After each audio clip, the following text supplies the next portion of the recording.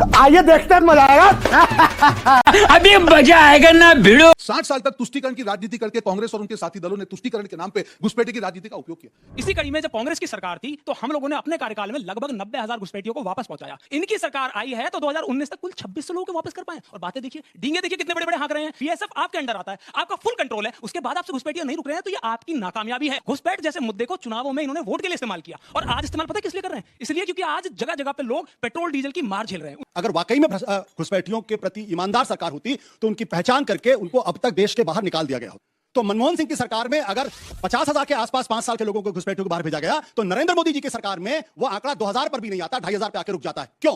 2016 में रिक्वेस्ट करती है सेंट्रल गवर्नमेंट से, 2026 में जाकर उनको ये लैंड क्यों मिलता है? ये पूरे देश के लिए आज के लिए सबसे बड़ा सवाल क्यों नहीं है? कांग्रेस के लिए एक बड़ा सवाल क्यों नहीं है? समस्या यह है कि आपको सिर्फ और सिर्फ वोट चाहिए घुसपैठियों से, और इन बच्चों के भविष्य से आपको कोई मतलब नहीं। अरे जिस मुद्दे की वजह से हमारी मां बहनें सुरक्षित नहीं है, वैसी सरकार को बर्खास्त करने की हिम्मत इस सरकार के अंदर क्यों नहीं है? बर्खास्त करिए उन सरकारों को। A few moments later. मालिक वो देखो 60 साल तक तुष्टीकरण की राजनीति करके कांग्रेस और उनके साथी दलों ने तुष्टीकरण के नाम पे घुसपैठी की राजनीति का उपयोग किया। मुझे बताइए, कोई भी नागरिक, आप भी यहां पे बैठे हैं, क्या आप चाहेंगे देश के अंदर घुसपैठी हो? कोई भी नहीं चाहेगा। तब आप घुसपैठियों के नाम पे राजनीति करके उनके साथ में रह के जब राजनीति करते हैं, तब देश की जनता उसके सामने खड़ी होती है। और उसका पर्चा आपने देखा होगा, पश्चिम बंगाल में जनता ने करके दिखाया, जो इतने 60 साल में नहीं हुआ, जनता ने 20 दिन में करके दिखाया। क्या सारे घुसपैठी हकीमपुर बॉर्डर पे खड़े? देश के प्रधानमंत्री को किसी ने गद्दार कहा, देश के गृह मंत्री को किसी ने गद्दार कहा? क्या मुझे बताइए कि देश को घुसपैठिया मुक्त बनाना देश से गद्दारी है? क्या मुझे बताइए कि 600 किलोमीटर 600 हेक्टेयर जमीन बीएसएफ को देना, क्या यह गद्दारी है? देश को नक्सल मुक्त करना, क्या ये गद्दारी है? मैं बताता हूं गद्दारी क्या होती है। गद्दारी वो होती है, तब बार बार गृह मंत्री के बोलने के बावजूद भी आप 585 किलोमीटर की जमीन बॉर्डर के लिए नहीं देते। बार बार झूठ बोलो। गद्दारी वो होती है कि जब भी आपको मौका मिलता है, कब घुसपैठियों के सहारे पे आप अपनी राजनीति करते हैं। गद्दारी वो होती है जब एसआईआर जैसी प्रक्रिया जो घुसपैठियों को आइडेंटिफाई करता है इनिशियली, उसके सामने भी आप खड़े रहते हैं। आपको शर्म आनी चाहिए। ये देश की राजनीति का मुद्दा नहीं है, राष्ट्र नीति का मुद्दा है। और जब भी देश में जिस प्रकार की राजनीति होती है, जनता उसका प्रतिकार करती है। जिन्होंने भी घुसपैठियों को जिन्होंने भी घुसपैठियों को खिलाई मलाई, जनता ने की उसकी धुलाई। और अब सारे घुसपैठे जाएंगे बॉर्डर पार, अगली बार भाजपा सरकार। अरे कैसा चमन जैसा बात करता है। देखिए, मैं समझता हूं कि घुसपैठ जो है वो किसी भी देश के लिए हानिकारक है, और हर सरकार की जिम्मेदारी बनती है कि घुसपैठ को रोके और जो घुसपैठिए आए हुए हैं उनको वापस उनके जगह पे पहुंचाए। इसी कड़ी में जब कांग्रेस की सरकार थी तो हम लोगों ने अपने कार्यकाल में लगभग 90,000 घुसपैठियों को वापस पहुंचाया। वहीं भारतीय जनता पार्टी का, और मैं सरकारी आंकड़ों की बात कर रहा हूं, मैं अपने साथी की तरह शेर व शायरी नहीं बताऊंगा, मैं तथ्यों की बात करूंगा, और वही आंकड़े जो सरकार ने दे रखे हैं। इनकी सरकार आई है तो 2019 तक कुल 2600 लोगों को वापस कर पाए। और बातें देखिए, डींगे देखिए कितने बड़े बड़े हाँक रहे हैं। देश के गृह मंत्री कहते हैं कि भाई आज मैंने हाई लेवल कमेटी बना दी है। अरे भैया, 12 साल से सरकार थी आपकी, क्या कर रहे थे आप? 7 साल उसमें गृह मंत्री रहे, 5 साल पहले राजनाथ सिंह थे, किसी और की जिम्मेदारी थोड़ी थी। बीएसएफ आपके अंडर आता है, आपका फुल कंट्रोल है, उसके बाद आपसे घुसपैठियां नहीं रुक रहे हैं, तो ये आपकी नाकामयाबी है। कैसी लगी आगे स्वाद? और मैं समझता हूं, देखिए, पूरे देश का इन्होंने मजाक बना दिया है। घुसपैठ जैसे मुद्दे को चुनावों में इन्होंने वोट के लिए इस्तेमाल किया, और आज इस्तेमाल पता है किस लिए कर रहे हैं? इसलिए क्योंकि आज जगह जगह पे लोग पेट्रोल डीजल की मार झेल रहे हैं, उनकी चेहरे दिख रहे हैं, परेशान दिख रहे हैं, और वो कांग्रेस के शासन को याद कर रहे हैं। तो उन लोगों का ध्यान भटकाने के लिए वापस से घुसपैठ का मुद्दा ले आए हैं। अरे भाई, मुद्दा क्यों बताना क्या है, ये आपका काम है। किस बात के लिए ताली बजाएं हम आपकी कि हाई लेवल कमेटी बना दी है? आपका काम है, जिम्मेदारी है, निभाइए उसको। आपको इसमें वाहवाही क्यों चाहिए? मैं समझता हूं कि आज पूरे देश का इन्होंने हर विभाग का, आप शिक्षा मंत्री को देखिए, वो कहते हैं कि भाई सीबीएसई के पेपर लीक की मार्कशीट खराब हो गई, नीट के पेपर लीक हो गए, लेकिन बस मुझे 10 सेकंड दे दीजिए, पूरी बात हो जाए। लेकिन उसके बाद कहते हैं कि कार्रवाई करेंगे। अरे कार्रवाई तो आप पे होनी चाहिए, आप जिम्मेदार हैं, किस पे करेंगे कार्रवाई? ये गड़बड़ है बाबा। अभी यहां पर कहा गया कि 85,000 कांग्रेस पार्टी के समय आए। आपको जानकारी में बता दूं कि हितेश्वर साकिया थे, जो उन्होंने मुख्यमंत्री थे आसाम के, और कांग्रेस के मुख्यमंत्री थे। उन्होंने कहा कि 3 मिलियन यानी 30 लाख बांग्लादेशी घुसपैठिए सिर्फ आसाम में आ गए हैं।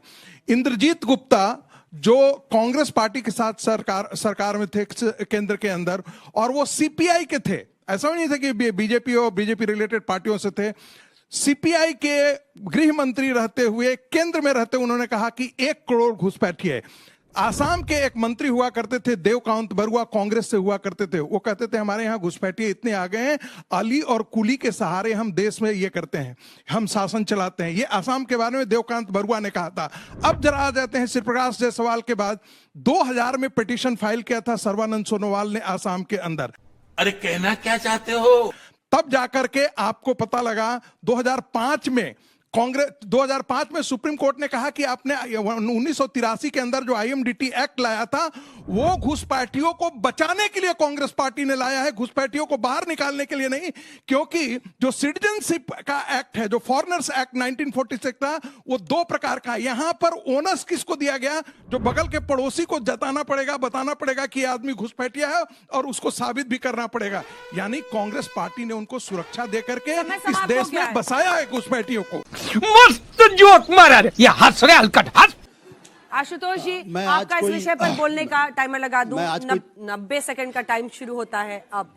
मैं आज कोई तकरीर नहीं करूंगा, मैं सिर्फ इतनी सी बात कहूंगा कि हमारे जो साथी हैं इन्होंने दरअसल मेरे उस मिथ को तोड़ दिया जब मैं मानता था कि नरेंद्र मोदी की सरकार इस देश की सबसे कॉम्पिटेंट सरकार है। इन लोगों ने साबित कर दिया कि सबसे कॉम्पिटेंट सरकार नहीं है, क्योंकि जो कुछ गिना रहे हैं उन 12 सालों में उसका निराकरण होना चाहिए। तो मैं सिर्फ आपको 5 साल का डेटा 2004 से लेकर 2009 और 2014 से 2019, अगर वाकई में घुसपैठियों के प्रति ईमानदार सरकार होती तो उनकी पहचान करके उनको अब तक देश के बाहर निकाल दिया गया होता। ये दर्शक तय करेंगे। 2005 में मनमोहन सिंह की सरकार ने 14,916 लोगों घुसपैठियों को बाहर भेजा। 2006 में 13,692, 2008 में 12,135, यही नहीं, अभी और सुनिए। 2009 में 10,602। अब आप इसका तुलना करिए 2014 989, 2015 474, 2016 308, 2017 सोच नहीं सकते सिर्फ 51, और 2018 445, 2019 299। अगर यह सरकार ईमानदार होती घुसपैठिए के मुद्दे को लेकर, तो मनमोहन सिंह की सरकार में अगर 50,000 के आसपास 5 साल के लोगों को घुसपैठियों को बाहर भेजा गया, तो नरेंद्र मोदी जी की सरकार में वह आंकड़ा 2,000 पर भी नहीं आता, 2,500 पे आके रुक जाता है। क्यों? अरे हम तो फकीर आदमी हैं। पूछे। मेरा प्रश्न इस समय बॉर्डर और बंगाल के बॉर्डर को लेकर है, और मैं क्योंकि इस पे सत्ता और विपक्ष की बात नहीं कर रहा हूं, मैं देश की बात कर रहा हूं।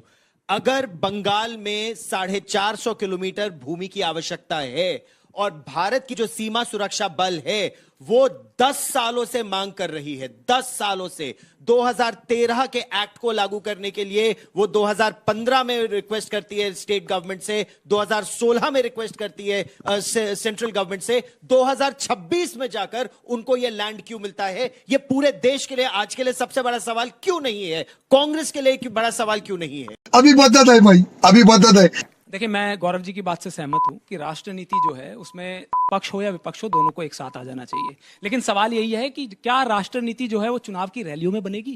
क्या जब आप वोट मांग रहे होंगे जनता से तब आपको घुसपैठियों का मुद्दा याद आएगा?